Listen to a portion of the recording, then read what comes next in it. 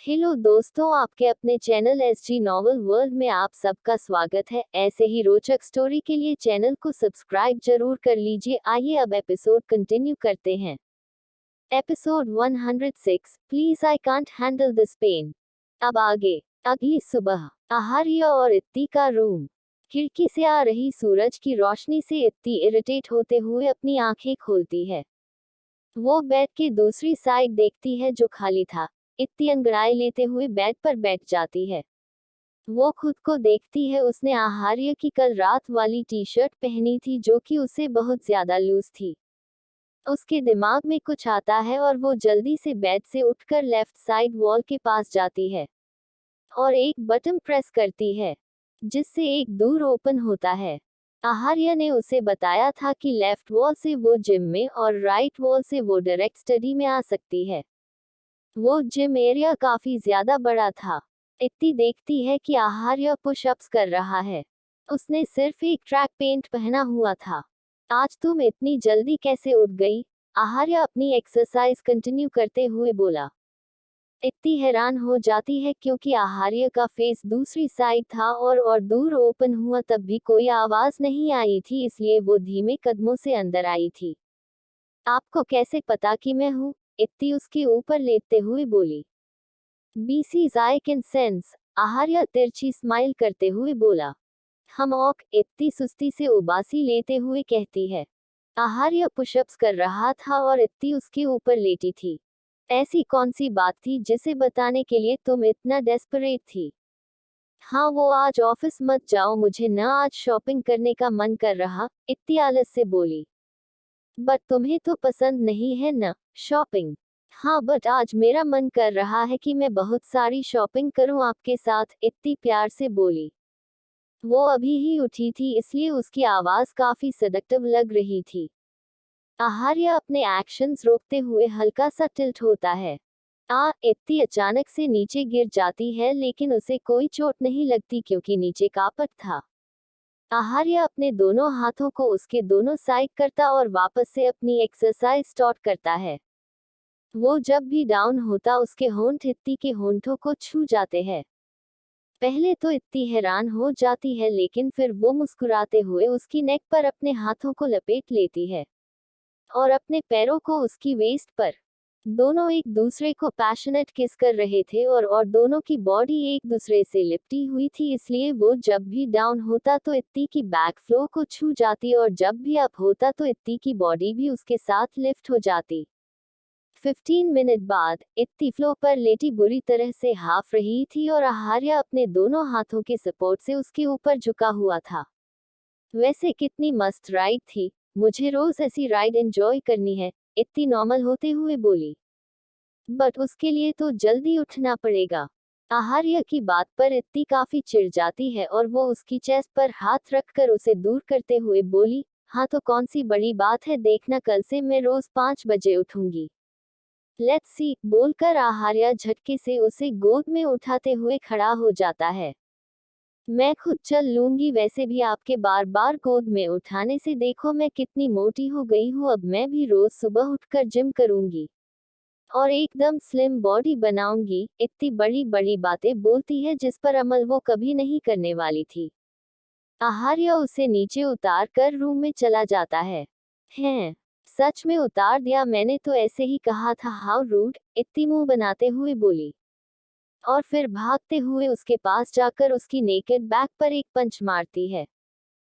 लेकिन बदले में उसे ही चोट लग जाती है क्योंकि आहार्य के मसल्स काफी स्ट्रॉन्ग थे। तुम फिर से मुझसे लड़ना चाहती हो? आहार्य उसके सर पर टैप करते हुए बोला। इत्ती को कल रात की बात याद आती है।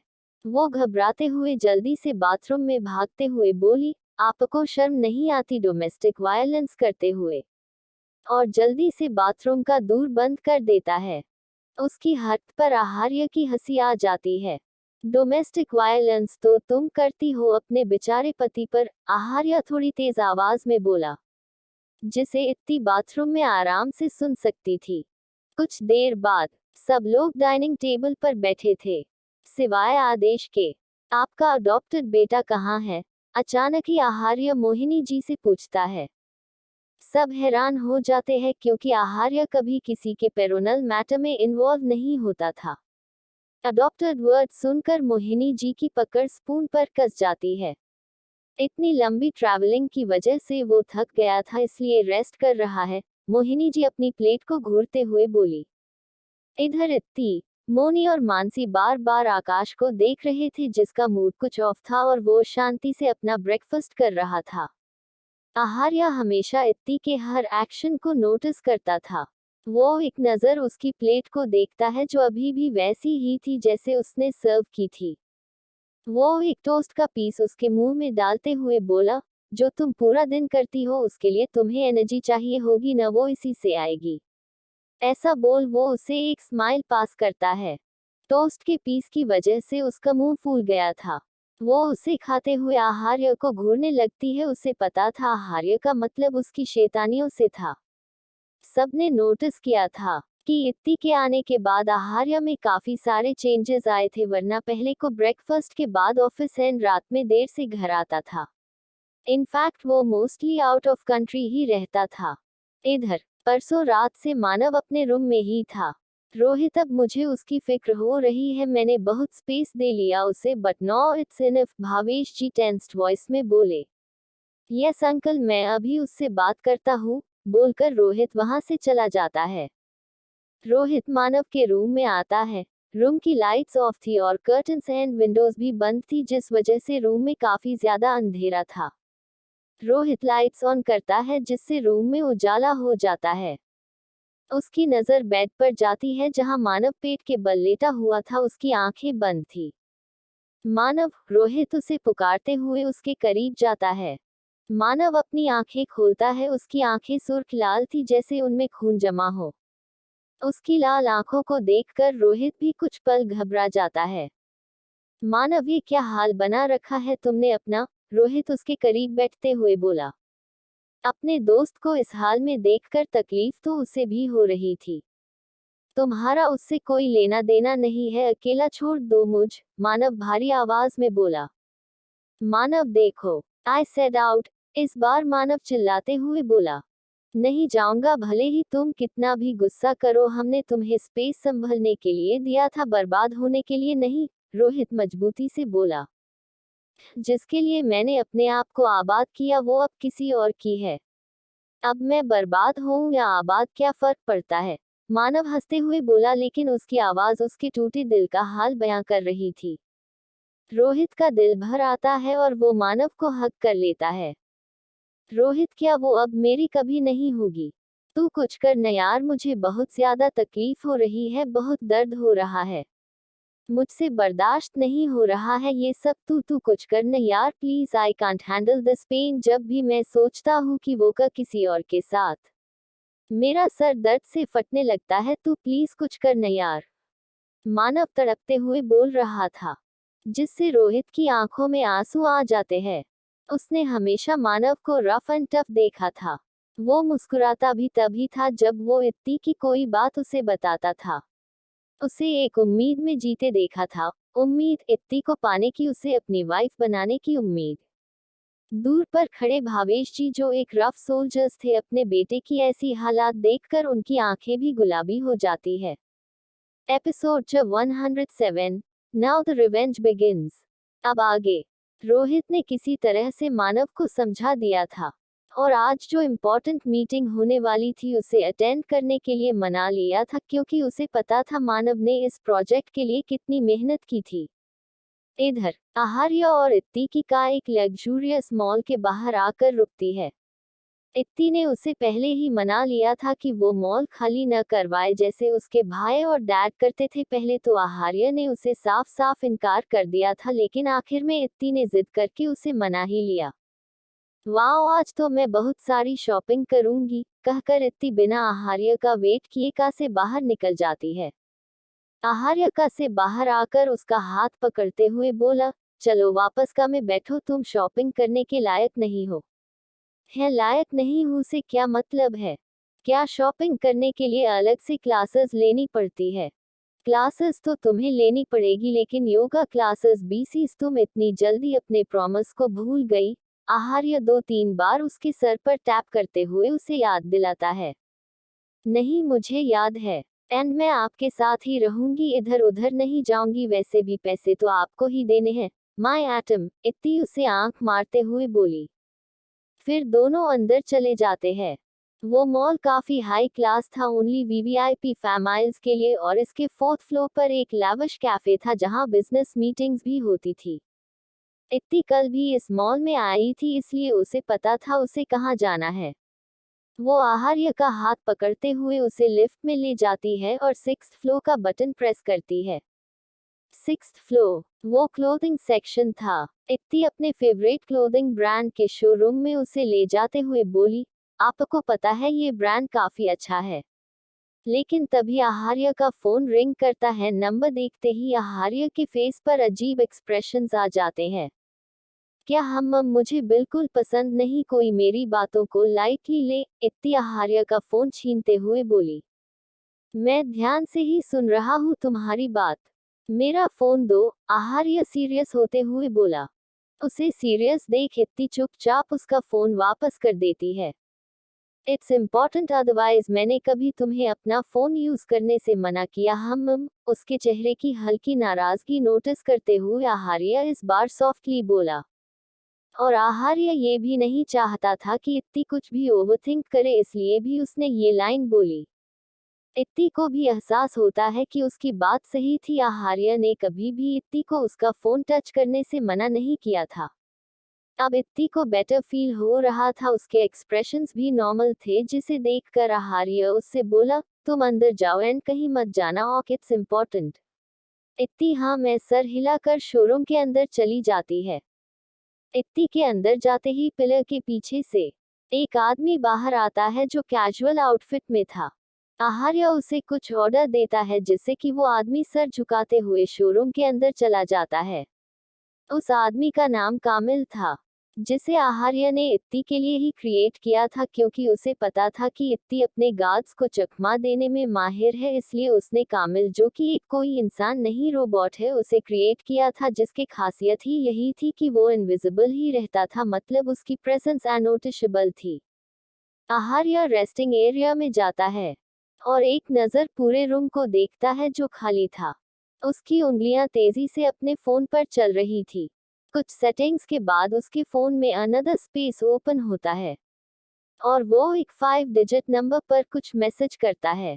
कुछ ही सेकंड्स में रिप्लाई आता है, मास्टर इट्स कंप्लीट। मैसेज देखकर आहार्य के फेस पर हॉरिबल एक्सप्रेशंस आ जाते हैं। Now the revenge begins. फिर वो अपने फोन में कुछ सेटिंग्स करता है जिससे उसका फोन नॉर्मल स्पेस शो कर रहा था, जिसे इत्ती यूज करती थी। शोरूम में जाकर डमी रैक्स पर लगी ड्रेसेस देखने लगती है, लेकिन उसे कुछ समझ नहीं आ रहा था क्योंकि वो काफी चूजी थी। तभी उसकी नज़र हॉट पिंक कलर की एक शॉर्ट ड्रेस पर जाती जो काफी सिंपल और एलिगेंट थी उसके चॉइस के अकॉर्डिंग। वो जैसे ही उसे उठाने वाली होती है, कोई दूसरे साइड से उसे पकड़ लेता है। दोनों एक ही पल में एक दूसरे को देखते हैं। हे मुझे ये पसंद है इसलिए इसे लूंगी, तुम दूसरा कोई ले लो, एक लड़की एटीट्यूड में बोली। इत्ती उसे घूरते हुए ऊपर से नीचे तक देखती है। उस लड़की ने एक ग्रीन कलर की ऑफ शोल्डर ड्रेस पहनी थी। उसका ऐसा रूड टोन सुन इत्ती का ईगो हर्ट हो गया था, उसे भला कहाँ बर्दाश्त था कोई उससे ऐसे बात करे। उस लड़की को लगा कि इत्ती उससे इस ड्रेस के लिए लड़ेगी, लेकिन उसकी सोच से उलट इत्ती उस ड्रेस को छोड़ते हुए बोली, एक्चुअली इसे तुम ही रखो, बीसीस तुम्हारे टच करते ही इस ड्रेस के स्टैंडर्ड्स लो हो गए। मुझे अब ये नहीं चाहिए, और वैसे भी मुझ पर तो कोई भी ड्रेस अच्छी लग सकती है, बट शायद तुम पर नहीं, दैट्स वाई तुम इसे लेने के लिए इतनी डेस्परेट हो। फीमेल स्टाफ जो दोनों को अटेंड कर रही थी, वो इत्ती का सीवेज रिप्लाई सुन उसकी फैन बन गई थी। मुझे इसका दूसरा सेट चाहिए क्योंकि इसने इसे छूकर गंदा कर दिया। वो लड़की भी इत्ती को नीचा दिखाने के लिए बोली। फीमेल स्टाफ कुछ कहती उससे पहले ही इत्ती हंसते हुए बोली, कहीं तुम गलती से इस मॉल में तो नहीं आ गई? बीसी सब जानते हैं इस मॉल में हर चीज सिर्फ एक ही है, इवन इसकी कॉपी भी कोई लॉन्च नहीं कर सकता। वो लड़की शर्मिंदा हो जाती है क्योंकि उसने गुस्से में बिना सोचे समझे बोला था और अब उसका ही मजाक बन गया था। कामिल की आंखें हर चीज को स्कैन कर रही थी, लेकिन वो अभी भी एक साइड खड़ा था क्योंकि उसके एक्शंस तभी एक्टिवेट होते जब कोई इत्ती को फिजिकली हर्ट करता। क्या हुआ, तुमने अभी तक कुछ चूज क्यों नहीं किया? आहार्य इत्ती के पास आते हुए बोला। उसका ध्यान अभी बाकी लोगों पर नहीं गया था। आहार्य को देखते ही वो लड़की शॉक्ड होते हुए बोली। Episode 108, thank you Mrs Rajput, it's my pleasure. अब आगे। आहार्य को देखते ही वो लड़की शॉक्ड और खुशी से बोली, oh my god, am I dreaming? आप सच में मेरे सामने हैं। मैं आपकी बहुत बड़ी फैन हूँ, in fact you are my ideal. Aharya किसी पब्लिक फिगर से कम नहीं था, स्पेशली यूथ के बीच में वो एक इंस्पिरेशन था। फैमिली स्टेटस को एक तरफ भी कर दे, तब भी वो एक सक्सेसफुल इंसान था जिसने इतनी कम उम्र में इतना बड़ा मुकाम हासिल किया था, और उसकी अमेजिंग बिजनेस स्किल्स। वो लड़की लगातार किसी डाई हार्ट फैन की तरह बोले जा रही थी, जिससे सब उसे अजीब नजरों से देख रहे थे। इत्ती गुस्से से दोनों के बीच खड़ी होकर बोली, कितनी बकवास करती हो तुम, कब से चक चक करके मेरा सर दर्द कर दिया तुमने। हालांकि इत्ती दोनों के बीच एक छोटी सी बच्ची लग रही थी क्योंकि उसकी हाइट दोनों से ही कम थी। तुम में मैनर्स नहीं है, जब दो लोग आपस में बात कर रहे हैं तो बीच में नहीं बोलते, बदतमीज। उस लड़की को इत्ती के ऐसे बीच में आने से बड़ा गुस्सा आता है। इग्नोर हर सर, इस लड़की में वैसे भी बिल्कुल मैनर्स नहीं है। आप जरूर अपनी वाइफ के साथ आए होंगे, क्या मैं उनसे मिल सकती हूँ? आई एम श्योर वो आपकी तरह ही अमेजिंग होंगी। वो लड़की फिर से नॉनस्टॉप बोलना स्टार्ट कर देती है। वैसे भी आहार्य की वाइफ किसी मिस्ट्री से कम नहीं थी जिसे सब देखना चाहते थे। उसकी वाइफ को लेकर सबकी अलग अलग इमेजिनेशन थी। आहार्य कोई जवाब देता उससे पहले ही इत्ती चिढ़ते हुए बोली, हाँ इनकी वाइफ काफी अमेजिंग है, बट शायद तुम्हें वो अमेजिंग न लगकर बदतमीज लगे। व्हाट नॉनसेंस, मुझे भला ऐसा क्यों लगेगा? वो लड़की इत्ती की बात सुनकर बोली, क्योंकि जब से तुम जिस लड़की को बदतमीज बोल रही हो वही उनकी वाइफ है। यानी कि मैं आई एम हिज वाइफ। इत्ती हल्का मुस्कुराते हुए बोली, लेकिन उसकी आंखें काफी तीखी। उस लड़की की शक्ल ऐसी हो गई थी जैसे उसे किसी ने इलेक्ट्रिक शॉक दिया हो। वो इत्ती को देखकर फिर आहार्य को देखती है, जैसे कंफर्म करना चाहती हो। उसे आहार्य की तरफ देखता देख इत्ती आहार्य के आर्म्स को पकड़ते हुए बोली, उनसे किसी जवाब की उम्मीद मत करना क्योंकि वो कोई जवाब नहीं देने वाले बीसीज, मैंने उन्हें बोलने की परमिशन नहीं दी। दोनों फीमेल असिस्टेंट भी शॉक्ड और खुश दोनों थे कि उन्होंने किसी भी तरह से इत्ती को प्रोवोक नहीं किया। उस लड़की को समझ नहीं आ रहा था वो क्या कहे क्या करे। पहले तो उसे लगा जरूर इत्ती किसी अमीर बाप की बिगड़ी हुई बेटी होगी, लेकिन उसकी आइडेंटिटी जानकर वो दोबारा उसे प्रोवोक करने की हिम्मत नहीं कर सकती थी। रियली सॉरी, वो लड़की हिचकिचाते हुए बोली। इत्ती उसे इग्नोर कर आहार्य का हाथ पकड़कर उसे दूसरे शोरूम में ले जाती है। इत्ती आगे आगे चल रही थी और जो भी ड्रेस उसे दिख रही थी उसे उठाकर आहार्य के हाथ में देती जा रही थी, भले ही वो उसकी साइज की हो या ना। उसने अब तक एक भी शब्द नहीं कहा था, वो बिल्कुल खामोश थी, लेकिन आहार्य को अच्छे से मालूम था ये तूफान की पहले की शांति है। मैम आप ट्रॉली का यूज कर सकते हैं। आहार्य के हाथ में अब तक काफी सारी ड्रेसेस हो गई थी, इसलिए जो असिस्टेंट उन्हें अटेंड कर रहा था वो पोलाइटली बोला, नो नीड, इन्हें कोई प्रॉब्लम नहीं है, बोलकर इत्ती और ड्रेसेस पिक करने लगती है। आहार्य वो सारी ड्रेसेस अटेंडर को देकर उसे कुछ इशारा करता है। इत्ती के साथ चलते हुए उससे बोला, क्या हुआ, तुम कुछ बोल क्यों नहीं रही हो? एटलीस्ट रीजन तो बताओ, तुम क्यों गुस्सा हो? मैं तो कोई गुस्सा नहीं हूँ, इनफैक्ट मैं क्यों गुस्सा होऊंगी? मेरा फेस देखकर आपको लग रहा है कि मैं गुस्सा हूँ? इत्ती स्ट्रेट फेस के साथ मुस्कुराते हुए बोली, यानी तुम बहुत खतरनाक मूड में हो मिसेस राजपूत। आहार्य एक ड्रेस उठाकर उसे देकर बोला, try this. Exactly mister Rajput, बोलकर इत्ती उस ड्रेस को देखती है, फिर इम्प्रेस्ड होते हुए, नाइस चॉइस। आप तो हर चीज में एकदम परफेक्ट हो। Thank you Mrs Rajput, it's my pleasure कि आप अपने पति को इस काबिल समझती है। आहार्य उसे एक और ड्रेस देते हुए बोला, हाँ आपके इसी परफेक्शन की वजह से आपके फैंस भी है।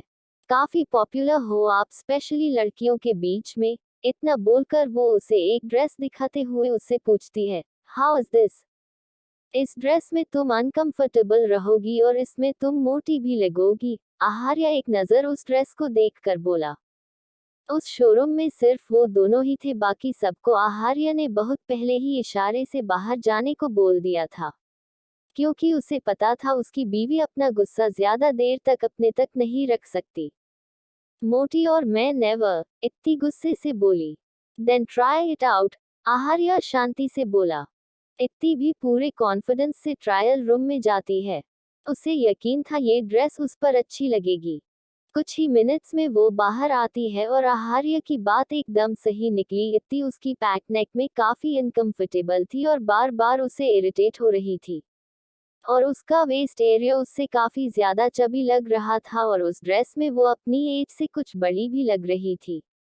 आह, कितनी बेकार ड्रेस है, पता नहीं किस बेवकूफ ने डिजाइन की है, इडियट कहीं का। इत्ती उसके गले को खींचते हुए बोली। ट्राई दिस वन, आहार्य उसे एक ड्रेस देते हुए बोला।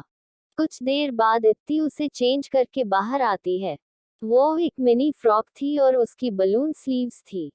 How am I looking? इत्ती घूमते हुए उसे उस ड्रेस को दिखाती है। उसके फेस से लग रहा था वो उस ड्रेस से काफी सेटिस्फाइड है।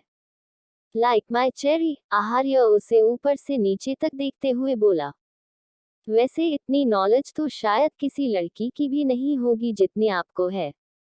कहीं से ट्रेनिंग ली है क्या? इत्ती अपनी आईब्राव उठाते हुए पूछती है। अब उसका मूड काफी लाइट था।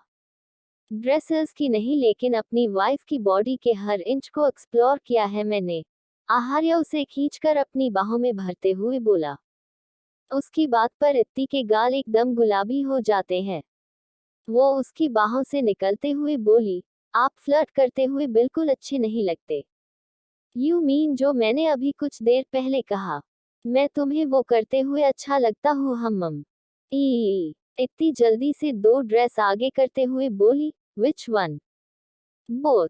इतनी सर हिलाते हुए दोनों ले लेती है और जीन्स सेक्शन में जाते हुए बोली, आप ऊपर से इतने नॉर्मल है, कहीं मन ही मन अपने पैसे खर्च करते देख आपका दिल तो नहीं दुख रहा? अगर दुख रहा होगा तो क्या तुम शॉपिंग नहीं करोगी? आहार्य के हाथ उसकी पेंट की पॉकेट में थे और वो उसके पीछे चलते हुए कहता है, ऑफ कोर्स मैं करूंगी, क्योंकि इसमें आपका ही प्रॉफिट है। आपने वो नहीं सुना जो हस्बैंड अपनी वाइफ पर जितनी ज्यादा अपनी इनकम खर्च करते हैं उनकी वेल्थ में उतनी ज्यादा इंक्रीजमेंट होती है। इत्ती अपने कंधे उचकाते हुए बोली। तुम और तुम्हारे इनक्रेडिबल लॉजिक्स, आहार्य सर हिलाते हुए बोला। 1 घंटे बाद इत्ती और आहार्य शॉपिंग मॉल से बाहर आते हैं और इत्ती किसी बात पर बुरी तरीके से हंसे जा रही थी और आहार्य बार बार इरिटेट होते हुए बोल रहा था, शट अप, कब से उसी बात को रिपीट कर रही हो? इत्ती अपने मुंह पर उंगली रख लेती है, लेकिन अगले ही पल फिर से हंसते हुए बोली, वो आंटी ने क्या बोला? मैं आपकी बेटी, हा हा हा हा हा। तभी आहार्य की नजर किसी पर पड़ती है जिसे देखकर उसके फेस पर अजीब एक्सप्रेशंस आ जाते हैं, उसकी आंखों में गुस्सा उतर आता है। वो इंसान भी एकटक उन दोनों को देख रहा था, या यूं कहें कि सिर्फ इत्ती को। एपिसोड 109, इसमें मेरी क्या गलती? मुझे क्यों इतनी तकलीफ हो रही है? कब आएगा मुझे सुकून? अब आगे। आहार्य की एक जलन भरी नजर दूर खड़े मानव पर डालता है और झटके से इत्ती को गोद में उठा लेता है। अभी तो मैंने गोद में उठाने की जिद भी नहीं की, इत्ती जल्दी उसकी गर्दन में अपनी बाहें लपेटते हुए बोली। उसका फेस अब ऑपोजिट डायरेक्शन में था। तुम थक गई होगी ना मेरी बच्ची? आहार्य बच्ची वर्ड पर जोर देते हुए बोला। इत्ती को फिर से वो बात याद आती है और वो हंसने लगती है। कुछ देर पहले जब वो दोनों फुटवेयर के शोरूम में गए थे तो इत्ती को वही बूढ़ी औरत मिली थी जो कल उसे अपनी नाइटी खरीदते वक्त घूर रही थी। उस औरत ने इत्ती और आहार्य को देखा और आहार्य से अचानक ही बोली कि क्या वो उसकी बहन है। बहन शब्द सुनकर इत्ती जल्दी से बोली कि मैं उनकी भी। लेकिन उस औरत ने बस इतना ही सुना और बोली, ओह, तो मतलब तुम इनकी बेटी हो? वैसे आप काफी यंग है, जरूर आपकी शादी जल्दी हो गई होगी। पहले जमाने में ऐसा ही होता था, मेरी भी शादी 12 साल की उम्र में हो गई थी। वो अपना चश्मा ठीक करते हुए आहार्य से बोली। वैसे भी इत्ती एक स्कूल गर्ल लग रही थी। जीन्स टॉप और अपने बालों में लगे हेयरबैंड में। फिर क्या वो औरत आहार्य को बताने लगी कि उसकी बेटी उसके हाथ से निकल गई है, और साथ साथ कल ले इंसिडेंट के बारे में भी। इत्ती का तो सर घूम गया था, और उसे गुस्सा भी आ रहा था कि क्यों इस ओल्ड लेडी ने कल की बात छेड़ दी कि इत्ती शॉपिंग पर आई थी इतनी मुश्किल से, तो उसने आहार्य को मनाया था। तभी एक यंग लड़की जल्दी से वहां आई और उस औरत का हाथ पकड़ते हुए बोली, मॉम आप इन्हें क्यों परेशान कर रही है? और उस औरत को काउंटर पर बैठा कर जल्दी से उन दोनों से माफी मांगते हुए बोली, I am really sorry sir and ma'am, actually मेरी मोम के सिवा कोई नहीं है, तो मैं उन्हें आपने साथ लेकर आती हूँ क्योंकि वो काफी बूढ़ी हो चुकी है। सॉरी मैम, मेरी मॉम थोड़े पुराने ख्यालात की है। सो सॉरी, प्लीज आप मेरी कंप्लेंट मत कीजिएगा, बहुत मुश्किल से मुझे यहाँ जॉब मिली है। वो लड़की लगातार माफी मांगते हुए बोल रही थी। इट्स ओक, इत्ती स्माइल करते हुए बोली। और फिर तब से इत्ती आहार्य को चिढ़ाए जा रही थी। आहार्य का के पास पहुंचकर उसे इशारा करता है। उसका इशारा समझकर इत्ती दूर ओपन करती है और आहार्य उसे सीट पर बैठा देता है। मानव ये सब अपने जलते दिल के साथ देख रहा था। वो यहाँ एक बिजनेस मीटिंग के लिए आया था, लेकिन वो अपनी एक इम्पोर्टेंट फाइल वही भूल गया था जिसे रोहित लेने गया था। वो उसी का वेट कर रहा था कि उसे सामने इत्ती और आहार्य दिखे। अपने प्यार को किसी और के प्यार में देख उसे बहुत तकलीफ हो रही थी। उसके हाथ शिविर कर रहे थे। एक बार फिर उसका दिल भारी हो गया था, एक बार फिर उसका दिल बेचैन हो गया था। उसे सांस लेना मुश्किल था। वो अपने आंखों में आई नमी को अपनी हथेली से रगड़ते हुए तेज कदमों से अपनी कार के पास जाता है और ड्राइवर को बाहर निकालते हुए ड्राइविंग सीट से पर बैठ जाता है। और कुछ ही सेकंड्स में उसकी कार तेज रफ्तार से वहां से निकल जाती है। सिंह पैलेस। आदेश थोड़ा लेट उठा था। वो लिविंग हॉल में बैठी सभी लेडीज को ग्रीट करता है। कैसे हो बेटा तुम? तेजस्वी जी बोली। मैं ठीक हूँ नानी माँ। आदेश, जो इधर उधर किसी को ढूंढ रहा था, वो उनकी आवाज सुनकर चौंकते हुए बोला। क्या हुआ, किसी को ढूंढ रहे हो? No I mean yes, actually मैं मॉम को ढूंढ रहा था। वो कहाँ है? आदर्श उन्हें जवाब देता है। तुम्हारी मॉम अपने रूम में होंगी, वैसे भी वो ज्यादातर अपने रूम में रहती है, तेजस्वी जी टॉन्ट करते हुए बोली। ओह। थोड़ी देर की शांति के बाद आदेश बोला, और सब कहाँ है? आकाश, मोनी, मानसी और मेरी भाभी, उनसे तो मेरी बात ही नहीं हुई। बाकी तीनों अपने रूम में या कहीं बाहर होंगे, और इत्ती बेटा को आहार या शॉपिंग पर लेकर गए हैं। उनकी ये बात सुनकर आदेश की मुट्ठी कस जाती है। ओह, जैसा मैंने बड़े भैया के बारे में सुना था, वो तो उससे बिल्कुल ऑपोजिट निकले। ये मीडिया भी न कैसी कैसी न्यूज़ छाप देती है। आदेश खुद को काबू करते हुए बोला। नहीं, तुमने जो सुना था वो बिल्कुल सही सुना था, लेकिन उसके ये चेंजेस सिर्फ उसकी बीवी के लिए है, जिससे वो बहुत ज्यादा प्यार करता है। तेजस्वी जी अपनी दोनों बहुओं की तरफ देखकर मुस्कुराते हुए बोली। फिर तो और ज्यादा मजा आएगा, आदेश मन ही मन सोचता है। कुछ देर में इत्ती उन्हें लिविंग हॉल में आते हुए दिखाई देती है। वो अकेली थी। आहार्य उसे छोड़कर ऑफिस चला गया था। इत्ती सोफे पर सबके साथ बैठ जाती है। बेटा, तुमने एंजॉय किया? तेजस्वी जी पूछती है। हाँ दादी साहब, मैंने बहुत सारी शॉपिंग की। जब सारा सामान डिलीवर हो जाएगा तो मैं आपको भी दिखाऊंगी, इत्ती एक्साइटेड होते हुए बोली। और फिर वो सबसे इधर उधर की बातें करने लगी। आदेश बिना किसी को पता लगे उसे देख रहा था, जिसे इत्ती महसूस कर पा रही थी, क्योंकि कहते हैं ना, इन सब मामलों में एक लड़की के सेंसेस काफी स्ट्रांग होते हैं। जब उससे और बर्दाश्त नहीं होता तो वो उठते हुए बोली, मासा दादी साहब, मैं थक गई हूँ, क्या मैं अपने रूम में जाऊं? हाँ बेटा बिल्कुल, हम तुम्हारे लिए कॉफी भिजवाते हैं। इत्ती हाँ में सर हिलाकर जल्दी से वहां से चली गई। जिसे हमारी नजरें बर्दाश्त नहीं हुई, वो हमें कैसे बर्दाश्त करेगी? लेकिन करना तो पड़ेगा हमें भी, हमारी नजरों को भी। आदेश एक नजर स्टेज पर देखकर जहां से अभी इत्ती गई थी। इत्ती जल्दी से अपने रूम में आती है और बेचैनी से बेड पर लेटते हुए बोली, ये क्या था? आज से पहले तो कभी इतना अजीब फील नहीं हुआ। क्या वो सच में मुझे ऐसे देख रहा था, या मैं ज्यादा सोच रही हूँ? उसकी आंखें हल्की घबराहट से नम हो गई थी। उसने आज तक ऐसा कभी फील नहीं किया था। वो हमेशा एक प्रोटेक्टिव शील्ड में रही थी। न कोई दुख, न दर्द, न परेशानी, न किसी की बुरी नजरें। आज तक उसने सिर्फ इन चीजों का नाम सुना था, कभी महसूस नहीं किया था। वो फोन उठाती है और आहार्य को कॉल करने वाली होती है, बट कुछ सोचकर रुक जाती है और फोन वापस टेबल पर रख देती है। लेकिन वो इस बात से अनजान थी कि आज उसका रुकना ही आगे चलकर उसके और आहार्य के रिश्ते में दूरियों का कारण बनेगा। इत्ती बेड पर लेटकर अपनी आंखें बंद कर लेती है। कुछ ही देर में उसे नींद आ जाती है। इधर मानव तेज स्पीड में कार चला रहा था। वो एक अनजान जगह पर झटके से कार रोकता है, जिससे चारों तरफ रेत का धुआं फैल जाता है। मानव का से बाहर आकर गहरी गहरी सांसें लेने लगता है। गर्म आंसू उसके गालों पर बह रहे थे। उसे ऐसा महसूस हो रहा था कि अभी उसकी सांसें रुक जाएंगी। वो अपने सर को पकड़कर का के पास जमीन पर बैठ जाता है और तेज तेज चिल्लाते हुए बोला, मुझे सुकून क्यों नहीं आ रहा? इसमें मेरी क्या गलती? मुझे क्यों इतनी तकलीफ हो रही है? कब आएगा मुझे सुकून? उसे बार बार इत्ती और आहार्य का साथ याद आ रहा था, दोनों की करीबी। जब दोनों ऐसे इतने करीब है तो अकेले में इससे आगे वो कुछ सोचना नहीं चाहता था। वो तेजी से अपने सर को दबाने लगता है। भले ही इत्ती खुश थी, लेकिन वो इतना भी महान नहीं था कि अपने प्यार को किसी और के इतना करीब देखकर उसे सुकून आ जाए। तुम्हें मेरा वेट करना चाहिए था। क्या तुम्हें मैं याद नहीं था?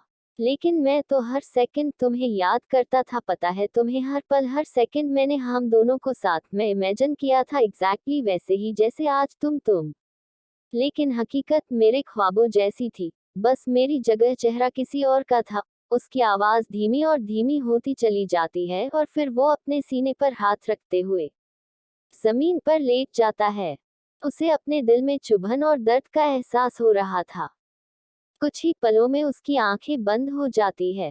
रात का वक्त। आहार्य अपने रूम में आता है तो रूम की लाइट्स ऑफ थी। बस साइड टेबल पर लैंप चल रहा था और इत्ती अपने आप को ऊपर से नीचे तक कवर करे सो रही थी। आहार्य उसके करीब बैठकर उसके फेस से ब्लैंकेट हटाते हुए बोला, तुम इस टाइम क्यों सो रही हो? फिर तुम्हें रात में नींद नहीं आएगी और ऐसे वक्त सोने से तुम्हारे स्लीप साइकिल पर इफेक्ट पड़ेगा।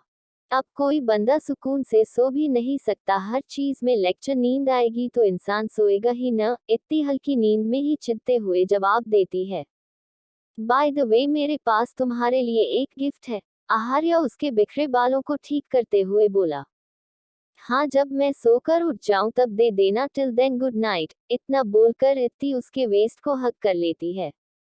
Episode 110, as you wish wifey. अब आगे। आहार्य देखता है इत्ती फिर से सो गई। वो उसके हाथों को हटाता है और अपने हाथ में पकड़े उस पैकेट को साइड में रखकर वॉशरूम में चला जाता है। नीचे डाइनिंग टेबल पर इस वक्त पूरी फैमिली मौजूद थी। बाबा सा, आपको नहीं लगता कि आहार्य के लिए आपने गलत लड़की चुन ली है? मोहिनी जी अचानक से कहती है। सबको अपनी तरफ देखता पाकर मोहिनी जी हल्का मुस्कुराते हुए आगे बोली, मेरा मतलब है कि आपने उनकी शादी कराई ताकि शादी के बाद वो हम सब के साथ टाइम स्पेंड करें। लेकिन यहाँ तो अब वो या तो ऑफिस या अपने रूम में होते हैं, जैसे कुछ देर पहले वो हम लोगों को अनदेखा करके अपने रूम में चले गए। ऊपर से हमारी बहू रानी जब देखो अपने रूम में ही रहती है। आप भी तो अपने रूम में ही रहती है हमेशा। तो आप कोई नहीं होती हमारी बहू के बारे में ये सब बोलने वाली? और उन्होंने हमें बताया था कि वो काफी थक गई है, हमने ही उन्हें रेस्ट करने को बोला था। तेजस्वी जी उखड़े हुए लहजे में बोली और अपने रूम में चली जाती है। मोहिनी जी की पकड़ स्पून पर कस जाती है। धीरे धीरे सब वहां से चले जाते हैं। आकाश भी कुछ दिन से चुप चुप और खोया खोया था। वो भी बिना किसी की तरफ ध्यान दिए अपने रूम में चला जाता है। मोनी और मानसी उसे नोटिस कर रहे थे। वो आंखों की एक दूसरे को इशारा करते हैं। आदेश भी काफी गुस्से में था। उसे लगा डाइनिंग टेबल पर उसे इत्ती को देखने का मौका मिलेगा, लेकिन ऑफिस से आते ही आहार्य ने एक सर्वेंट को उनका डिनर ऊपर ही लाने का ऑर्डर दे दिया था और बिना किसी की तरफ ध्यान दिए सीधे अपने रूम में चला गया था। आहार्य और इत्ती का रूम। आहार्य जब वॉशरूम से बाहर आता है तो उसकी नजर बेड पर बैठी इत्ती पर जाती है। उसके हाथ में वही पैकेट था जो उसने कुछ देर पहले साइड टेबल पर रखा था। क्या तुमने शादी के वक्त एक कसम एक्स्ट्रा खाई थी? हम आहार्य उसके पास आते हुए बोला। कौन सी कसम? इत्ती थोड़ी अलसाए आवाज में बोली। वो अभी नींद से जागी थी। मेरी बात न मानने की कसम, क्योंकि अभी जब मैं तुम्हें जगा रहा था तब तुम उठी नहीं। आहार्य उसके करीब बैठते हुए उसके हाथ में पकड़े पेपर्स को देखने लगता है। आपने याद ही नहीं दिलाया इस बारे में, वो हंसते हुए जवाब देती है। तुम्हारे पास हर बात का जवाब होता है, वो उसके गालों को तेजी से खींचते हुए बोला। एनीवेज, तुमने डिसाइड किया तुम किस कॉलेज में जाना चाहती हो? आहार्य फिर से उन पेपर्स को देखते हुए बोला जो इत्ती के हाथ में थे। I am confused. कौन से कॉलेज में ज्यादा मजा? आई मीन अच्छी पढ़ाई होगी। उसकी घूरती नजरों को महसूस कर वो अपनी बात को करेक्ट करते हुए कहती है। उसके बाद दोनों एक कॉलेज डिसाइड करते हैं। इत्ती को भले ही पढ़ने लिखने में कोई इंटरेस्ट नहीं था, लेकिन उसे स्कूल जाने में बहुत मजा आता था और वो भी हर स्टूडेंट की तरह अपनी कॉलेज लाइफ के लिए एक्साइटेड थी। अच्छा, तुमने कॉमर्स स्ट्रीम क्यों चूज की? तुम्हें किस चीज में इंटरेस्ट है? आहार्य उसे अपनी बाहों में खींचते हुए बोला। क्या आप सच में सुनना चाहते हैं? इत्ती अपना सर ऊपर करके उसके देखकर हल्का सा मुस्कुराते हुए बोली। हम वो एक्चुअली ये बहुत बड़ा टास्क था। मुझे साइंस, कॉमर्स और आर्ट्स तीनों में से किसी एक को चूज करना था। केमिस्ट्री फिजिक्स मुझसे होती नहीं और मुझे अपनी इमेज भी बरकरार रखनी थी, तो मैंने सोचा क्यों ना बीच वाला चूज कर लूं। प्राउडली स्माइल करते हुए वो उसे अपने मुश्किल वक्त के बारे में बताती है। वो अपनी कमर सहलाते हुए बोली, क्योंकि उसकी बात सुनकर आहार्य का मन तो उसे खिड़की से फेंकने का था। लेकिन उसके पास एक ही बीवी थी, इसलिए उसने उसे बस बेड के नीचे ही फेंकना ठीक समझा। हालांकि इत्ती को लगी बिल्कुल नहीं थी बिकॉज ऑफ फ्लो कार्पेट, लेकिन वो जानबूझकर ओवर ड्रामेटिक होकर चिल्ला रही थी कि उसे लग गई। आहार्य बेड से उतरकर उसे फिर से अपनी गोद में उठाते हुए बेड पर बैठ जाता है। तुम्हारे पास इतना ब्रिलियंट टैलेंट है, आहार्य मुस्कुराते हुए बोला। इत्ती भी अपनी तारीफ सुनकर अपना गुस्सा भुलाकर मुस्कुरा देती है, लेकिन आहार्य की आगे की बात सुनकर उसकी मुस्कान गायब भी हो जाती है। प्लीज अपने इस हिडन टैलेंट को हिडन ही रखना। What do you mean? इत्ती आंखें छोटी करते हुए बोली। Leave it. तुम्हें मालूम है हर सब्जेक्ट, हर फील्ड, हर स्ट्रीम की अपनी एक अलग इम्पोर्टेंस होती है। कोई भी टफ या इजी नहीं होता, सब में अपनी अपनी मेहनत होती है। फॉर इजी, तुमने कॉमर्स ली लेकिन तुमने पढ़ाई नहीं की, तो तुम्हें कितने बेकार मार्क्स अचीव हुए? क्या मतलब बेकार? एक पेपर रिपोर्ट कार्ड किसी का टैलेंट शो नहीं करता। और then marks on report card को इग्नोर भी कर दे क्योंकि तुम्हारी टीचर तुमसे जेलस थी, अदरवाइज तुमने काफी मेहनत से पढ़ाई की थी, राइट? वो उसकी बात से अग्री होते हुए बोली। उसके बाद आहार्य बहुत ही बेसिक उसके सिलेबस से रिलेटेड कुछ क्वेश्चंस करता है, जिसे सुनकर इत्ती के तोते उड़ जाते हैं। आखिर में जब उससे और बर्दाश्त नहीं होता तो वो उसकी पकड़ से छूटते हुए साइड में लेटकर रोते हुए बोली, हाँ मैं तो गवार ही सही। आप तो बहुत बड़े साइंटिस्ट हो ना, आपने मेरी जो इंसल्ट की है ना, मैं कभी कभी नहीं भूलूंगी। मुझसे बिल्कुल भी बात नहीं करना अब आप। बड़बड़ाते हुए वो अपना पिलो उठाती है और सोफे के पास चली जाती है, लेकिन फिर कुछ सोचकर वो वापस से बेड के पास आकर उस इकलौते ब्लैंकेट को खींचकर फिर से सोफे पर चली जाती है और आहार्य की तरफ पीठ करके लेट जाती है। तुम हर बात को नेगेटिव वे में लेती एंड इंसल्ट लाइक सीरियसली। तुम ऐसा सोच भी कैसे सकती हो मैं तुम्हारी इंसल्ट करूंगा? आहार्य हेडरेस्ट पर सर टिकाते हुए बोला। हाँ मैं तो ऐसी ही हूँ, टॉक्सिक। इतना ही मसला था तो शादी ही मत करते, मैं तो ऐसी ही रहूंगी। इत्ती अभी भी उसकी तरफ पीठ करके लेटी हुई थी। उसके बाद दोनों में से कोई कुछ नहीं कहता, पूरे रूम में खामोशी थी। कुछ ही देर में इत्ती को कुछ डरावनी आवाजें सुनाई देती है। वो पलट कर देखती है, आहार्य अपने फोन में कुछ देख रहा था, शायद कोई मूवी। यहाँ मैं भी हूँ और मुझे नींद आ रही है, आप ईयरफोन्स लगा लीजिए। कितनी क्रीपी आवाजें हैं ये। असल में इत्ती को डर लग रहा था, लेकिन फिर भी वो एटीट्यूड में बोली। तुम ही तो बोलती हो रूम हम दोनों का है। तुम सो जाओ, मैंने तुम्हें कब रोका। मेरा आज हॉरर मूवी देखने का मन है। Actually you should also watch this. ये एक लड़के की स्टोरी है जो अपनी वाइफ के अत्याचारों से परेशान होकर सुसाइड कर लेता है। लेकिन वो अपनी वाइफ से बहुत प्यार भी करता था, इसलिए उसकी स्पिरिट वापस आती है। आहार्य अभी बता ही रहा था कि तभी एक हॉरेबल म्यूजिक बजता है। इत्ती जो ऑलरेडी उसकी बात सुनकर घबरा गई थी, वो चीख उठती है और जल्दी से चिल्लाते हुए बोली, मुझे बेड पर लेकर जाओ, अगर मैं नीचे उतरी तो भूत मेरा पैर खींच लेगा। वो तेजी से चिल्लाए जा रही थी और डर के मारे रोने लगी थी। As you wish wifey. Aharya phone off करके उसके पास आकर उसे अपनी बाहों में उठा लेता है। इत्ती उससे चिपक जाती है। वैसे भी वो एक नंबर की डरपोक थी। आहार्य उसे लेकर बेड पर लेट जाता है। इत्ती पूरा उसके ऊपर चढ़ी हुई थी। बाकी का नेक्स्ट एपिसोड नेक्स्ट पार्ट में कवर करेंगे। कहानी को लाइक शेयर कमेंट जरूर करें और प्लीज लाइक भी जरूर करें। Thank you.